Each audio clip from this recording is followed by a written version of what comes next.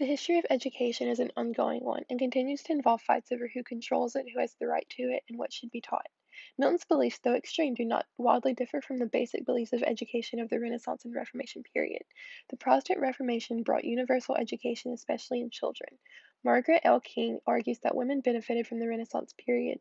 The emphasis on childhood education meant that children were now in schools, and because women were generally seen as caretakers of children, women could be educated and trained to work as teachers.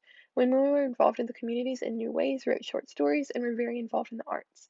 Milton thought that no purpose or respect should sooner move us than simply the love of God. John Drury's 1662 work, The Reformed Soul, described the goal of education of the time as this: to train them up to know God in Christ, that they may walk worthy of Him in the gospel. Education was very religion based and taught Christianity as its main form of curriculum. Nunneries and religious institutions were common.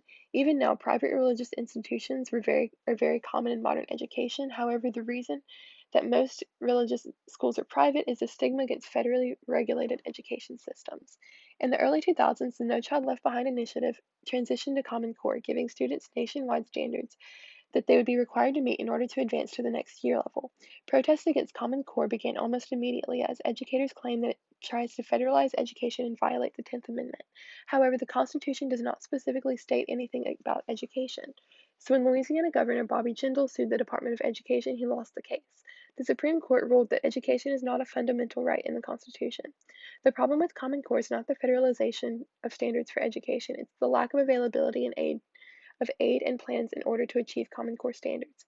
This is similar to Milton's advice of children learning languages in their free time without a legitimate explanation on how students can achieve that goal. Milton believes that education has an excuse to drive out our dullest and laziest youth. This is similar to the modern education system. If a student does not learn well in a standard environment, meet the standard goals, they are pushed out. They are not given tools to catch up or learn in different ways. They're simply left behind. As we learned over the semester, poverty is only exacerbated by changing ecology. Randall and Clark Gray presented research obtained within moderate and extreme climates and found that people who spent their early childhoods in extreme climates, especially extremely hot climates, had a lower level of physical and mental growth due to lack of health, food, and nutrition supply, and an increase in stress. Education has historically been an opportunity to escape poverty and expand growth in a way that makes you less susceptible to environmental changes. However, similar to early 17th century, education remains segregated by class. Women, though there is an increase in educated women in the 17th century, were always able to have an education provided they were already wealthy, noble, and had a private tutor. Modern Common Core, with the impressive goals for students, fails in its lack of consideration that not all students come from the same background, have the same learning style, or excel in the same subjects in classroom settings.